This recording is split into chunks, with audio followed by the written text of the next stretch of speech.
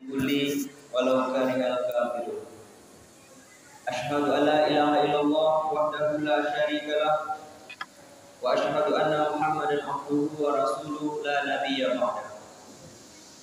Allahumma shalli wa sallim ala sayyidina Muhammadin wa ala alihi wa ashabihi ajma'in.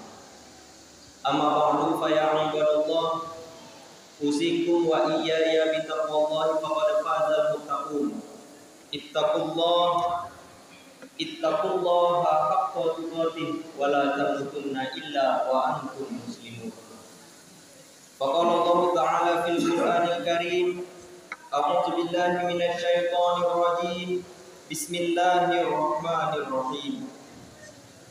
Ya ayyuhalladzina amanu innamal khamru wal maisir wal ansabu wal azlamu rijsun min amali syaitan fajtanibuhu la'allakum tuflihun.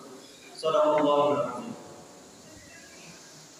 Bapak-bapak, kaum muslimin, jamaah Jumat rahimakumullah.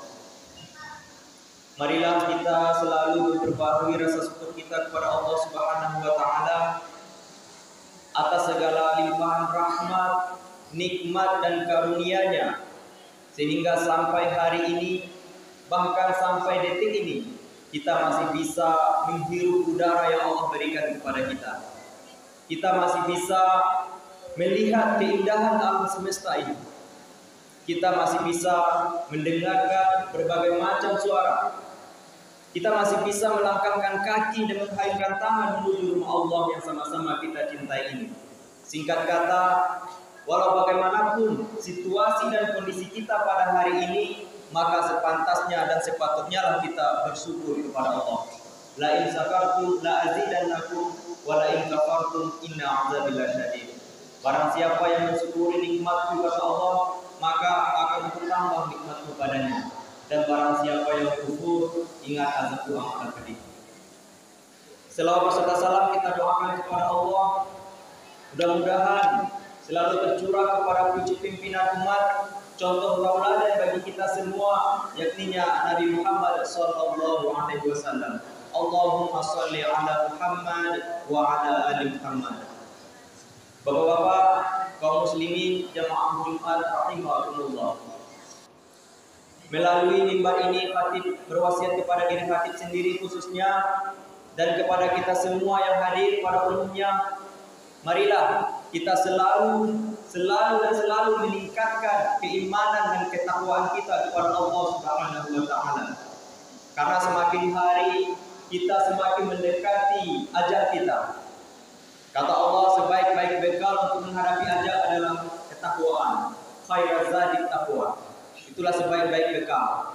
Apalagi pada hari ini, pada akhir-akhir ini, kita lihat bagaimana huru-hara zaman.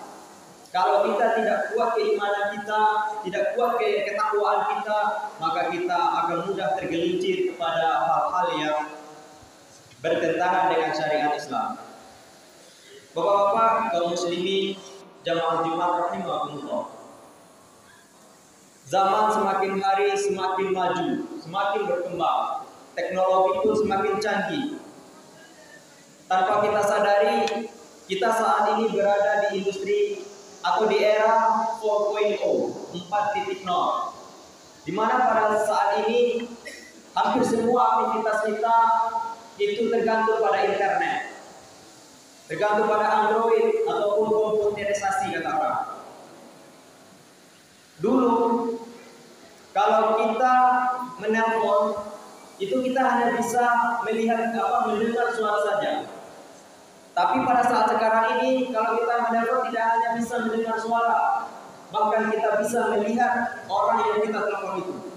Begitulah canggihnya zaman sekarang ini. Dulu kalau kita ingin berbelanja, menginginkan sebuah produk yang ada di luar daerah misalnya, kita anggap saja kita menginginkan batik Yogyakarta misalnya. Kalau kita menginginkan batik Yogyakarta, tentu kita harus ke sana untuk membelinya. Ataupun kita berkirim kepada saudara-saudara kita yang ada di sana. Itu dulu. Tapi saat ini kita tidak perlu ke sana untuk membeli batik Jogja. Dari sini, dari rumah kita bisa membelinya. lewat Android, lewat internet. Begitu canggihnya pada saat sekarang ini. Nah, kalau dulu orang berjudi itu nongkrong di warung-warung, duduk beramai-ramai di warung. Tapi pada saat sekarang ini kalau orang berjudi tidak perlu duduk beramai-ramai di warung. Orang berjudi sekarang lewat Android, judi online namanya. Berbagai macam situs yang ada di Android tersebut. Orang sekarang sudah sibuk dengan Androidnya masing-masing. Tidak hanya anak remaja, bahkan orang tua pun sibuk dengan judi online. Tidak hanya di rumah, bahkan di kantor pun sibuk dengan judi online. Sudah terang-terangan sekarang orang berjudi. Maka pada khutbah kali ini, Khatib ingin menyampaikan seputar judi, undian ataupun perlombaan di dalam Islam. Bapak-bapak, saudara-saudara hadirin yang berbahagia, judi di dalam Al-Quran disebut dengan kata maisir. Maisir ini berasal dari dua kata. Yang pertama, yasro, artinya mudah. Kenapa mudah? Karena orang kalau menginginkan harta tidak perlu lagi bersusah payah. Cukup dengan nongkrong di rumah atau di warung-warung, orang mudah mendapatkan harta dan mudah pula kehilangan harta. Itu yang pertama. Yang kedua, maisir itu berasal dari kata yasar, artinya kaya. Kenapa kaya? Karena dengan judi sebagian orang bisa mendadak kaya, menang togel misalnya, atau memperoleh kemenangan dalam judi. Nah, bagaimana hukum judi? Semua ulama sepakat, tidak ada yang berbeda pendapat. Semua sepakat bahwa judi itu hukumnya haram, baik secara konvensional ataupun secara online, baik taruhannya kecil ataupun besar. Yang namanya judi hukumnya haram. Menurut pendapat ulama, judi itu adalah sebuah permainan di mana salah satu pihak menanggung beban pihak lain akibat dari hasil permainan tersebut. Sedangkan kalau kita lihat menurut Imam Al-Qurtubi, judi adalah sebuah permainan yang ada taruhan harta, baik itu uang ataupun barang, sehingga yang menang memperoleh keuntungan, yang kalah memperoleh kerugian. Itulah judi.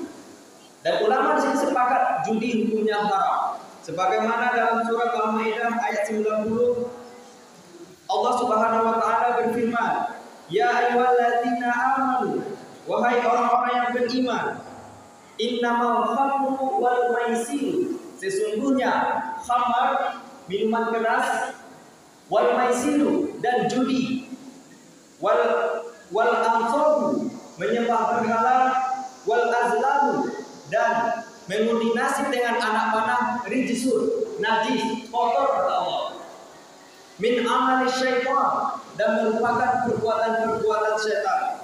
Fajtanibu, maka jauhilah, la'allakum tuflihun, supaya kamu memperoleh keberuntungan. Bapak-bapak hadirin jemaah Jumat rahimahullah, di dalam ayat ini Allah memberikan 4 sifat yang merupakan sifat-sifat setan. Yang pertama, meminum khamar, minum minuman keras. Yang kedua, judi. Yang ketiga, menyembah berhala. Yang keempat, mengundi nasib dengan anak panah. Itu semua merupakan perbuatan-perbuatan setan. Nah, karena judi merupakan perbuatan setan, sehingga kalau setan itu kan musuh yang nyata bagi kita. Bagaimanapun setan akan menggelincirkan kita, akan menjerumuskan kita sebagai umat manusia. Sehingga dengan media yang ada sekarang, hal-hal yang telah diharapkan oleh Allah dipoles atau dikemas dengan sedemikian rupa. Inilah setan. Bisa memoles, bisa membungkus hal-hal yang sudah diharapkan oleh Allah dengan seolah-olah tidak haram. Nah, apa buktinya? Kita lihat di judi online. Di situ ada istilah sedekah. Nah, seolah-olah ini tidak haram, padahal Allah telah menjelaskan judi itu haram.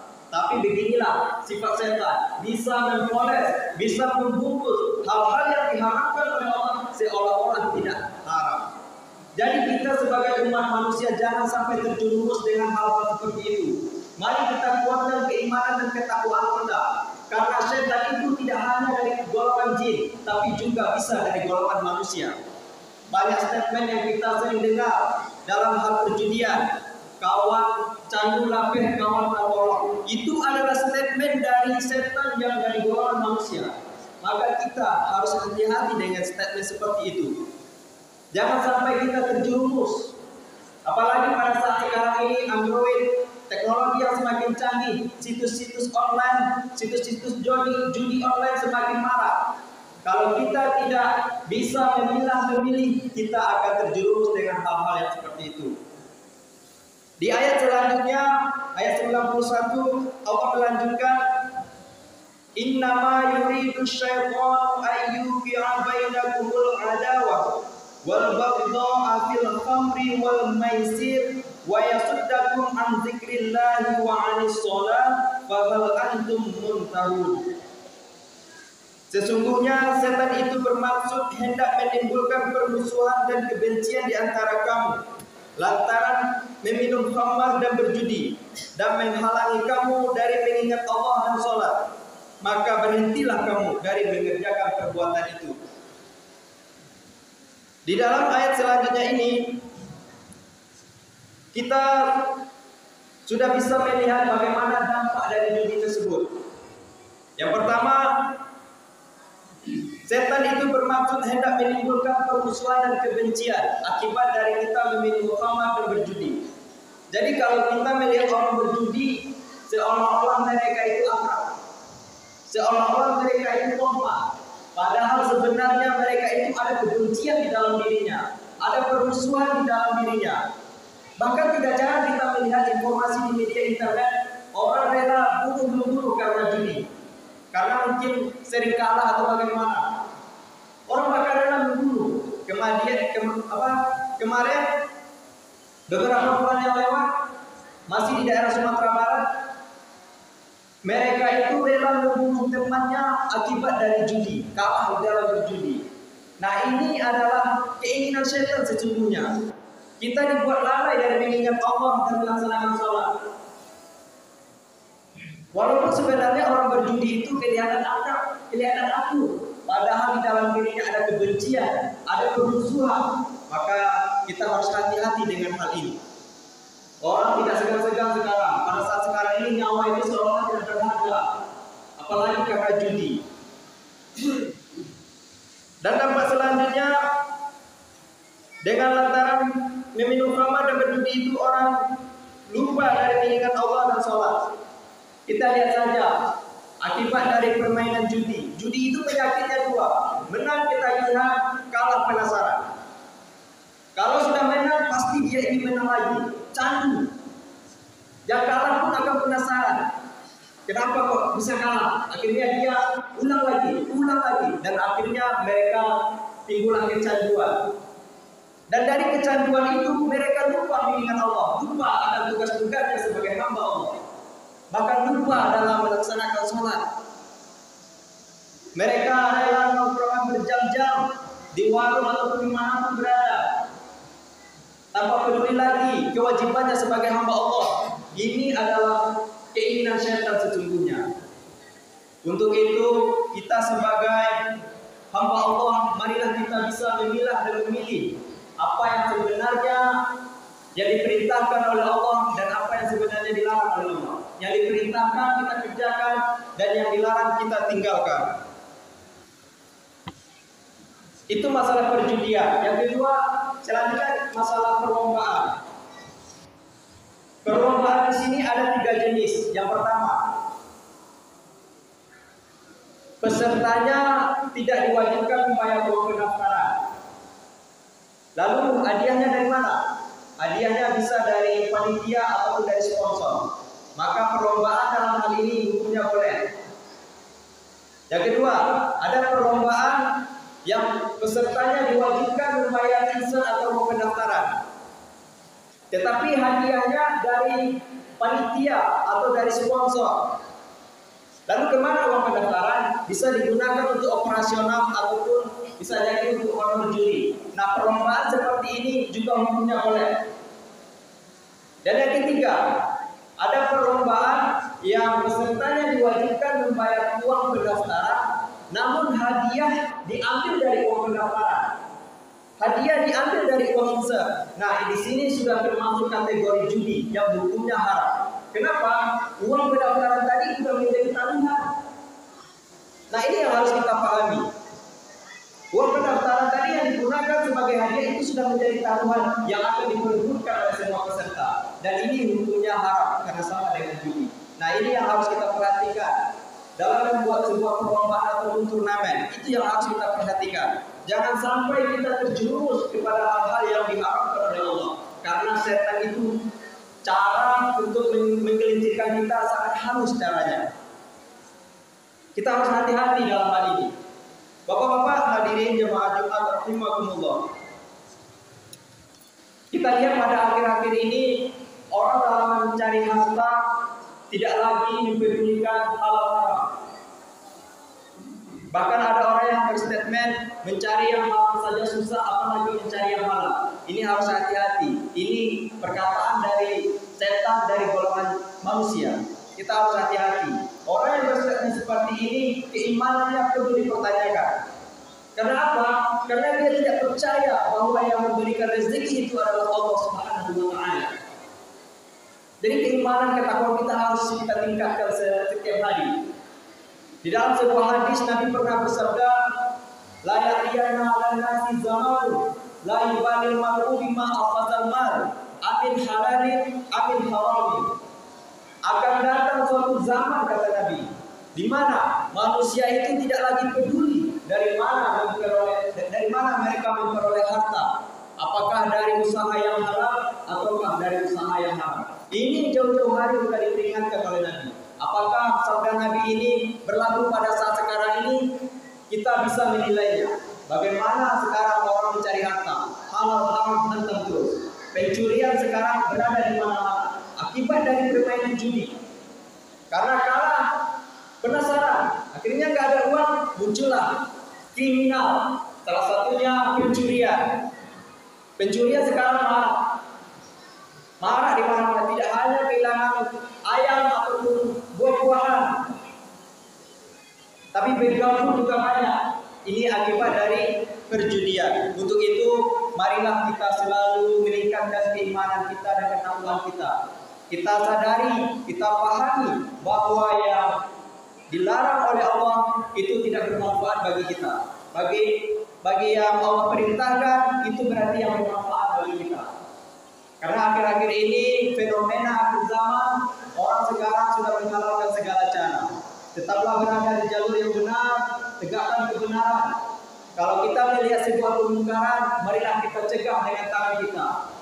Man ra'a minkum munkaran falyughayyirhu biyadihi. Apabila kamu melihat sebuah kemungkaran, cegahlah dengan tangan kalian. Cegahlah dengan kekuasaan kalian maksudnya. Kalian yang mempunyai kekuasaan, cegahlah dengan kekuasaan kalian. Fa in lam yastati, apabila kalian tidak mampu, cegahlah dengan lisan kalian. Nasihati, tegur dia. Tapi apabila kalian juga tidak mampu, maka cegahlah dengan hati kalian. Karena itulah selemah-lemahnya iman. Cegah dalam hati, cegah dengan menggunakan hati di sini, doakan dia. Mudah-mudahan orang-orang tersebut sadar dan kembali ke jalan yang benar. Ucapkanlah, mudah-mudahan bisa memberikan manfaat bagi kita semua. Fa'tabiru ya